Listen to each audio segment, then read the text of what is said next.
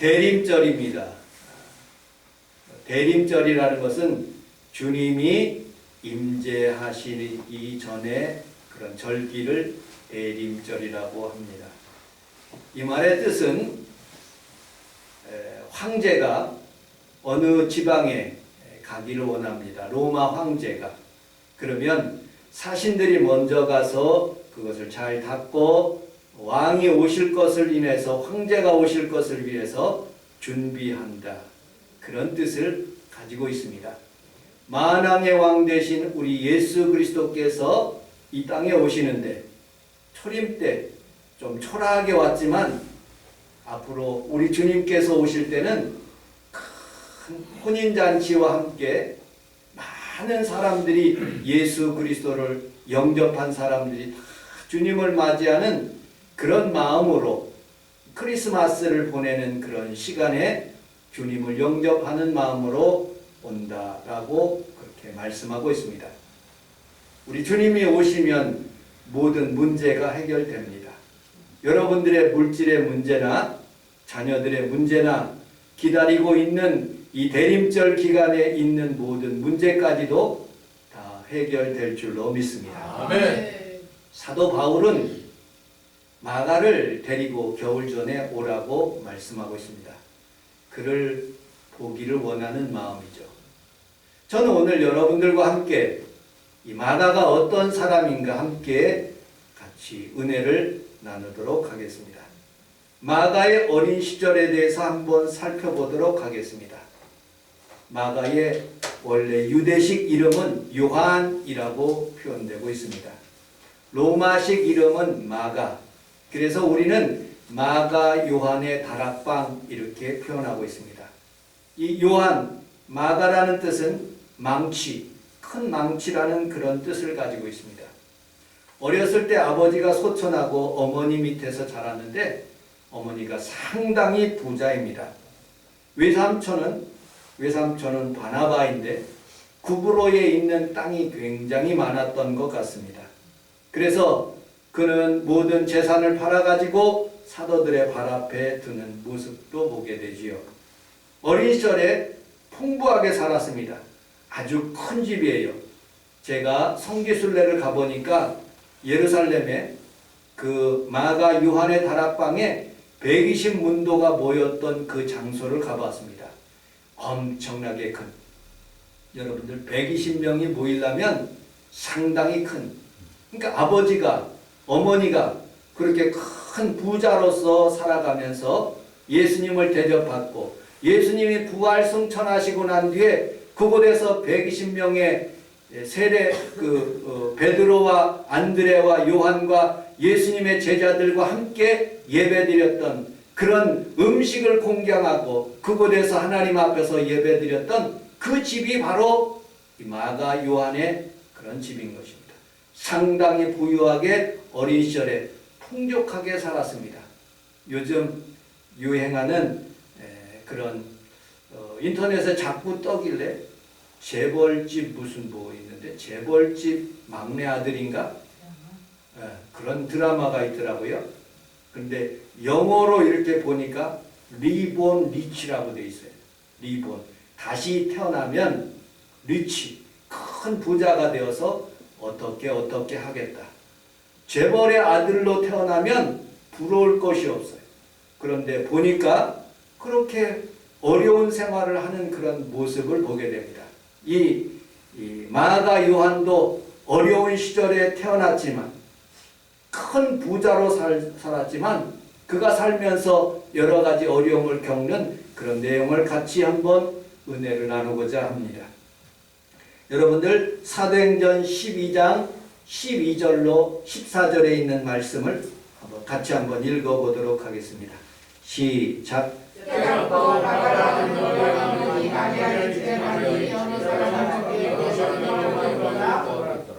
베드로가 대문을 두드리며 로데라 하는 여자 베드로의 음성인 줄 알고 기뻐하며 문을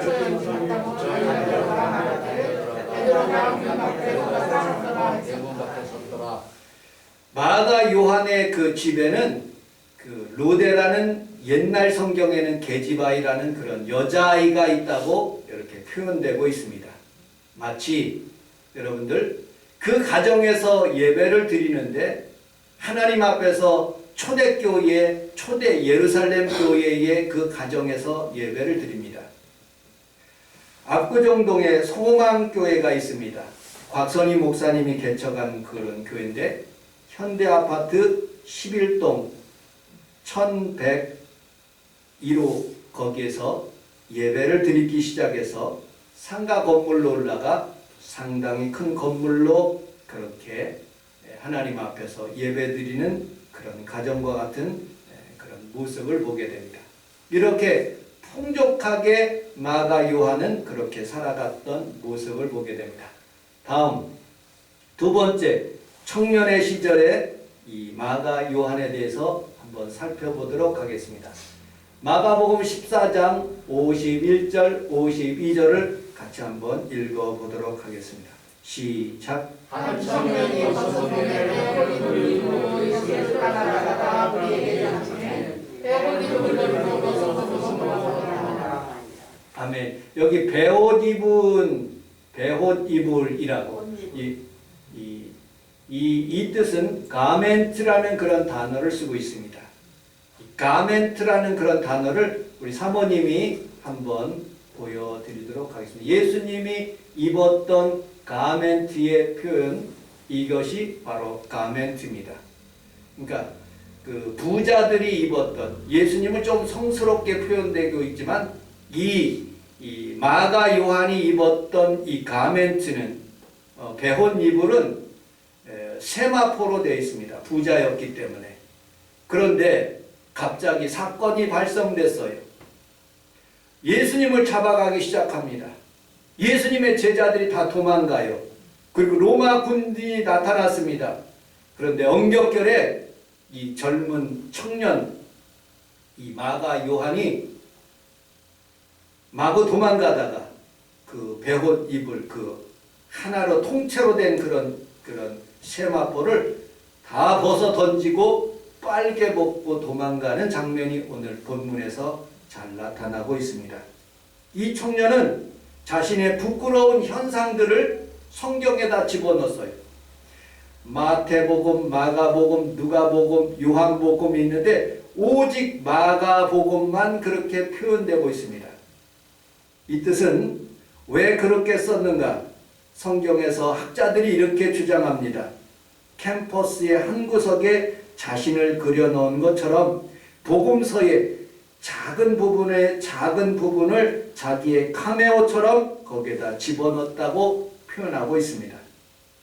2세기 초 파피아스라는 그런 사람은 이렇게 표현하고 있습니다. 마가는 주님의 말씀을 듣지도 못했고 따르지도 못한 사람입니다. 그래서 이 파피아스라는 사람은 이렇게 빨개 벗고 도망간 사람은 나사로다, 아니면 아리마대 요셉이라고 그렇게 칭하는 모습을 보게 됩니다. 그런데 13세기 콥트 언어, 이집트 언어가 콥트 언어인데 그 원고에 보면 그 작가가 바로 마가라고 표현되고 있습니다. 왜 마태복음에는, 누가복음에는 그런 사실들을 표현하지 않았을까요? 이거는 개인적인 사건이기 때문에 굳이 성경에 집어넣을 필요가 없다고 생각했기 때문에 마태복음이나 누가복음에는 그 하나님의 말씀을 집어넣지 않는 모습을 보게 됩니다. 또 다른 성경학자들이 그렇게 얘기합니다. 아리마대 요셉이다, 나사로다.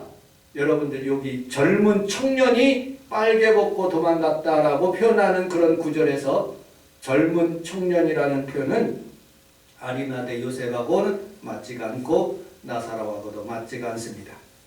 여러분들 가룟 유다가 은 30에 예수님을 팔고 예수님께서 잡히셨을 때 예수님의 제자들도 다 도망가고 자신도 도망가는 그런 모습을 통해서 그 적나라하게 그렇게 잘못되어 있는 상황들을 하나님의 말씀을 적어 놓은 그런 구절들을 보면서 우리는 거기에서 은혜와 깨달음을 받을 수가 있는 것이죠. 여러분들 사도 베드로는 예수님 앞에 장담을 했습니다. 다른 사람들 다 도망갈지라도 나는 예수님을 끝까지 쫓을 것이다 하고 그렇게 장담했지만 3번이나 예수님을 부인하고 저주하고 예수님을 모른다고 하였습니다. 여러분들, 사도 바울은 스데반을 돌로 쳐 죽이는 그 앞에 가변 투표를 두고 그리고 쳐 죽이는 일에 그렇게 승인하면서 그를 쳐 죽이는 일을 가했던 것입니다. 성경은 아름다운 장면, 복받는 장면, 축복받는 장면만 꼭 표현되는 것이 아니라 하나님 앞에 살아가면서 나의 부족한 장면도, 인생의 모든 부분들에 하나님의 삶을 살아가면서도 부족한 부분까지도 하나님은 그것을 통해서 나를 깨닫게 하시고 은혜를 주는 모습을 보게 됩니다. 아멘. 모든 사람들은 부족하지요, 연약하지요. 우리 교회도 연약합니다. 하나님 앞에서 눈물로 날마다 기도하지만 잘 안 되는 부분들이 있습니다. 나는 이렇게 열심히 살았지만 잘 안 되는 부분들도 있지요. 우리 자녀가 잘 안 될 수도 있습니다. 그러나 여전히 좋으신 하나님, 여전히 우리와 함께 하신 하나님을 믿고 여러분들 변함없이 주님을 사랑하는 귀한 성도들이 다 되시기를 주님의 이름으로 축복합니다. 아멘. 왜? 하나님은 부족한 사람을 들어 사용하시기 때문에 그렇습니다. 여러분들 고린도후서 1장 27절을 같이 한번 읽어보도록 하겠습니다. 시작. 그러나 하나님께서 세상에 미련한 것들을 불러서 지혜를 가지고 그렇게 하시고 세상에 약한 것들을 불러서 사람을 그렇게 하시며 하나님께서 세상을 천사들과 하시고 없는 것들을 우리 함께 따라하겠습니다. 우리 교회를 택하셨습니다. 우리 교회를 택하셨습니다. 나를 택하셨습니다. 좋은 일이 분명히 일어납니다. 하나님은 약한 것들을 택하사 가난한 나라를 택하사 부자는요, 지금 너무 많은 우리나라가 참 부자가 부유하게 되어서 예수님을 별로합니다. 그러나 어려운 시절에 그 6.25 사변 가운데 그 어려운 시절에 하나님을 믿겠다고 하나님 앞에서 온 그런 우리의 선조들의, 우리의 믿음의 식구들의 그런 모습을 통해서 하나님께서 이 나라 이 민족을 부유하게 하셨어요. 그러므로 여러분 낭망치 말고 주님을 늘 신실하게 의지하는 귀한 성도들이 다 되시기를 주님의 이름으로 축복합니다. 3번째, 마가와 외삼촌 바나바에 대해서 함께 살펴보도록 하겠습니다. 바나바는 예수님의 부활 승천하신 모습을 아마 봤을 수도 있었어요. 만약에 못 봤다면 베드로 사도가 분명히 봤어요. 그리고 하나님의 복음을 증거했습니다. 마가 요한의 다락방에서 하나님 앞에서 간절히 기도했을 때 성령이 충만함을 받아서 그는 마음이 뜨거워지기 시작했습니다. 그래서 자기의 집에 있는 재산들을 팔아서 사도 바울 앞에 바치고 사도 베드로 앞에 바치고 하나님 앞에서 그렇게 결심합니다. 나는 충성되게 오직 주의 일만 하겠다고 그렇게 마음에 작정을 합니다. 그리고 화초처럼 그렇게 자란 연약한 마가 요한을 데리고 이제 제1차 선교 여행을 떠나기 시작합니다. 그런데 문제가 생겼습니다. 우리 사도행전 15장 37절 마가의 실패에 대해서 같이 한번 읽어보도록 하겠습니다.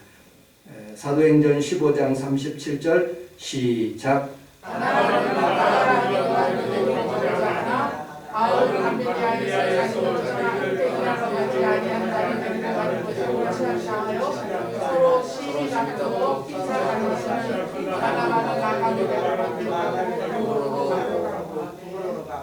아멘. 바울은 밤빌리아에서 자기를 떠나 함께 일하러 가지 않은 마가를 데리고 가지 않겠다고 그랬어요. 밤빌리아에 있는 그런 지방은 유럽 근처에 있는 지방입니다. 지금의 터키 근처, 이 그리스 근처, 그 근처에 있는 지방인데 굉장히 높은 타우루스와 같은 산맥들이 있었습니다. 그곳에서 복음을 증거하는데 향수병이 났어요. 우리 평강이가 어저께 우리 사모하고 이렇게 문자를 하면서 엄마 나는 결혼해야 되는데 첫째로 음식 잘 맞는 그런 여자하고 결혼하겠대 그렇게 문자를 하더라고요. 이해를 하겠어요. 저도 젊은 시절에 홀로 자취하면서 반찬을 어떻게 만드는 줄을 모르겠어요. 어떻게 맛있게 그렇게 해야 될 줄 모르겠는 거예요. 향수병이 나는 거예요. 빨리 한국 가고 싶은 그런 마음이 드는 거예요. 이 마가 요한도 선교 여행을 가다가 자기와 같은 교양에 있는 음식이 아니에요. 상황이 완전히 달라. 여러분들 먹고 싶은 것, 배고픔, 그리고 또 무엇에 어떤 그런 흡족함이 없어요. 그는 풍족하게 자랐거든요. 부족함이 없이 큰 부잣집 아들로 태어나가지고 풍족하게 자랐습니다. 그런데 그의 삶 속에서 어려움이 다가오기 시작하는 것입니다. 배고픔과 향수와 강도 때 생명의 위협, 타우루스 산맥을 넘는 그런 심한 고통들, 그것으로 인해서 사도행전 14장 4절에 보면 키프로스에서 떠나서 자기 집으로 돌아갔다고 말씀하고 있습니다. 그래서 다시 제2차 선교 여행을 떠나려고 하는데 사도 바울과 바나바와 크게 다투는 모습을 보게 됩니다. 왜 다퉜을까요? 마가를 또 데려가겠다고 그렇게 하는 거예요. 이 바나바는 착한 사람이에요. 의인이에요. 권위자입니다. 바나바는 사도 바울이 힘들어하고 있었을 때 예수님의 제자들 앞에서 이 사람 정말로 귀한 사람입니다 하고 추천하고 함께 썼던 사람이에요. 그래서 마가 요한도 함께 데려가자고 그렇게 추천하는 거예요. 그런데 사도 바울은 한번 자기가 아니면 노 해버리는 거예요. 자기도 그런 실수를 했으면서도 노 해버리는 거예요. 그럼에도 불구하고 여러분들 성도들끼리 서로 다툴 수 있어요. 의견의 갈등이 있을 수 있습니다. 불일치한 사건들이 일어날 수 있어요. 반드시 나쁜 것은 아닙니다. 하나님은 이 둘을 다 사용하시는 것입니다. 합력해서 선을 이루는 것이죠. 영적인 유효성인 것이에요. 어느 쪽도 정죄하면 안 돼요. 사도 바울이 잘못했다, 바나바가 잘못했다, 그렇게 해서는 안 되는 것이죠. 왜냐? 하나님은 이 두 사람을 다 사용하고 계시기 때문에 그렇습니다. 우리의 결정도 마찬가지예요. 하나님 앞에서 우리 성원 순복음교회가 어떤 결정을 하든지 우리 성도들을 서로 사랑하고 의지하고 서로 신뢰할 때 그것이 아름답게 합력하여서 선을 이루는 모습들을 보게 됩니다. 자, 다섯 번째, 이 마가 요한의 사명, 우리 베드로전서 5장 13절을 같이 한번 읽어보도록 하겠습니다. 5장 13절 시작.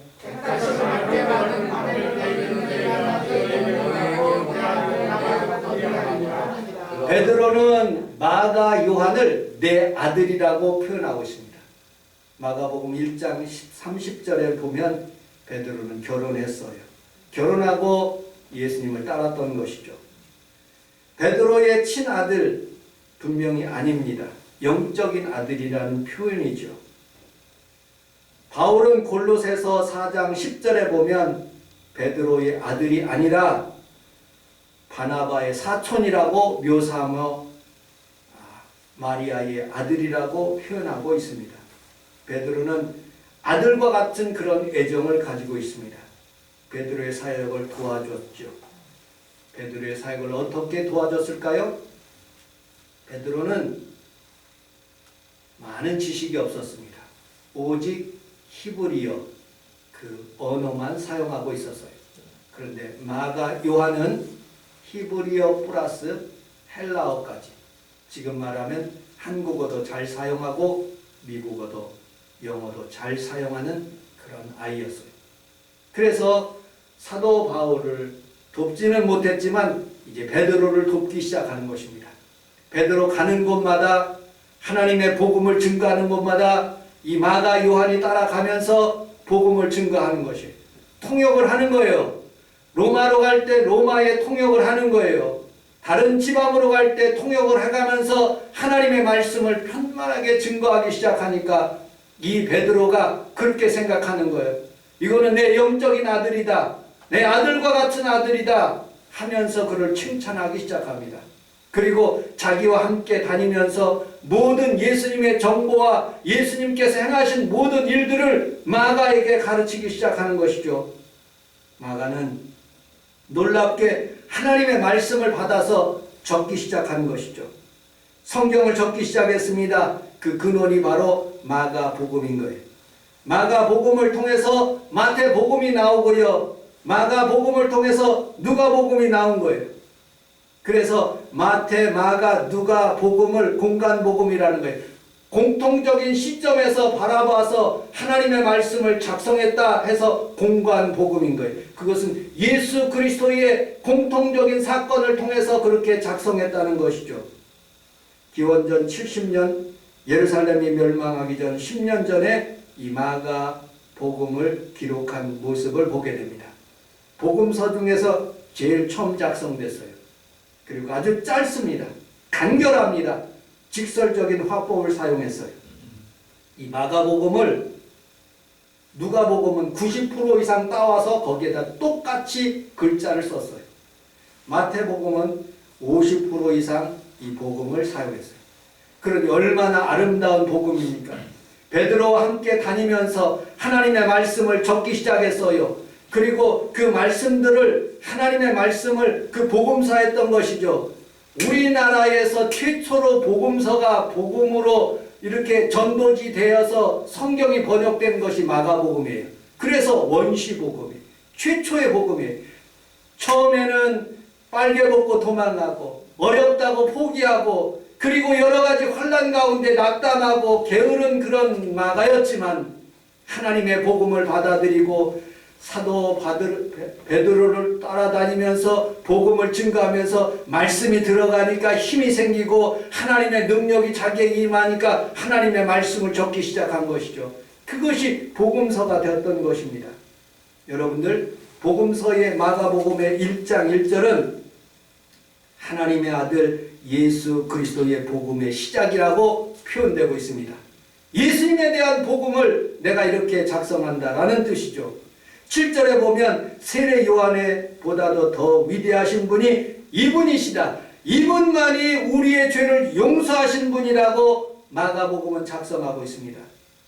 마가복음을 읽을 때 자신은 도망자, 자신은 패배자, 그리고 예수님 앞에서 도망했고 바울과 바나바의 마음을 실망했던 그런 도망자였지만 이제는 하나님의 말씀이 자기에게 임하고 하나님의 축복이 자기에게 임함으로 그것을 통해서 하나님께 영광 돌리는 아름다운 복음서를 쓰는 모습들을 보게 됩니다.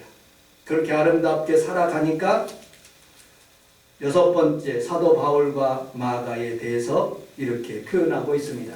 우리 디모데 전서 아니라 5장 4장 후서 4장 9절로 11절까지 읽어보도록 하겠습니다. 시작. 너는 어서 소식을 내려오라. 대만을 사랑하여 대산성으로 가고 그레스게 돌아가야 너는 갈라디아로 가고 누가가 나와 함께 있느니라. 내가 우리의 나가를 데리고라. 내가 너의 일을 하리라. 우리 함께 따라하겠습니다. 마가를 데리고 오라. 마가를 데리고 오라. 그가 나의 일에 유익하니라. 그가 나의 일에 유익하니라. 아멘. 단칼에 거절했어요. 사도 바울의 성격은요, 너 안 된다. 그런데 살다 보니까 예수님을 말씀을 듣다 보니까 점점점 이 마가가 하나님의 말씀에 그렇게 아름답게 동화되는 거예요. 그리고 복음으로 사는 모습을 보니까 이 사도 바울이 이제 죽을 때가 된 거예요. 첫 번째 로마에서 감옥에 갔을 때 잡혀 있었지만 두 번째는 이제 늙고 이제 죽을 때가 다 되어서 생각해 보니까 누가만 나와 함께 있는 거예요. 다른 사람들 다 도망갔어요. 아무도 없는 거예요. 그런데 편지로 디모데에게 부탁하는 거예요. 마가 좀 제발 좀 데리고 와라. 그는 나에게 유익한 사람이라. 여러분들의 인생의 삶도 이렇게 마가처럼 귀하게 쓰임받기를 주님의 이름으로 축복합니다. 아멘. 골로새서 4장 10절을 같이 한번 읽어보도록 하겠습니다. 시작. 나와 내가 같이 하시다가 하나님의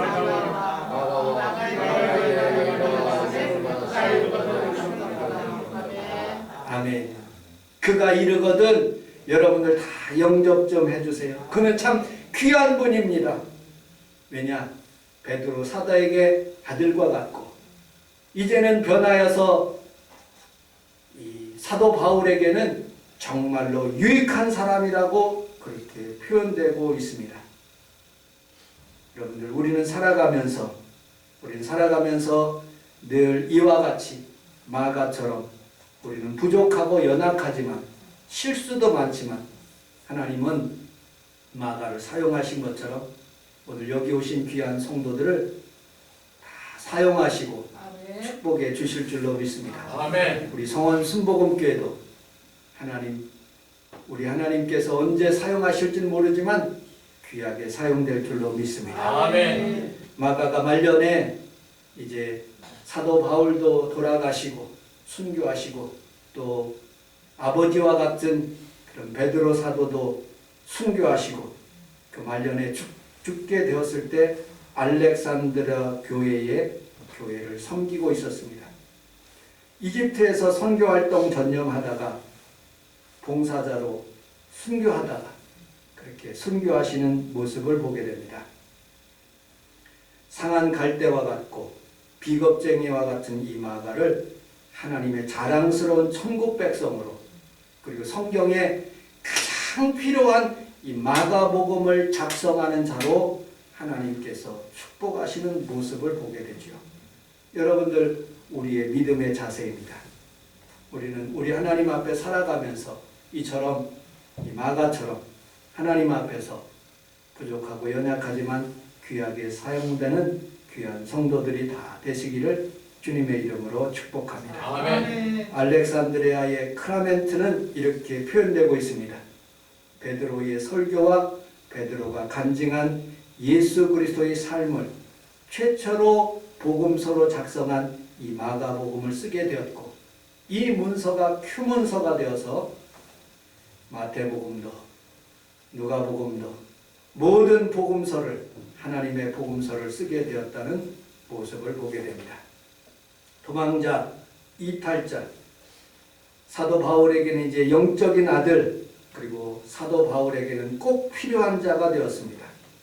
여러분들 우리는 처음에는 실수했지만 이제는 귀하게 쓰임받는 것처럼 여러분 주온 글씨에 A자가 간음이라는 어덜터리라는 그런 단어로 사용됐습니다. 음란한 여자, 세상에서 조롱받는 여자가 이제는 집에 돌아와서 뜨개질을 하고 바느질을 해서 사람들을 돕고 도와서 수많은 사람들에게 존경받는 A자가 어덜터리가 아니라 에인젤, 에이블이라는 단어로 표현되었습니다. 장발장이 빵을 훔쳤어요. 그러나 그가 잘못해서 변화되어서 그런 잘못된 시절을 이제 다 겪고 다른 사람을 도와주면서 훌륭하게 인생을 사는 것처럼 내 시작은 미약하지만 여러분들의 삶은 하나님 앞에서 풍성해지고 하나님의 복을 받는 귀한 성도들이 다 되시기를 주님의 이름으로 축복합니다. 아멘.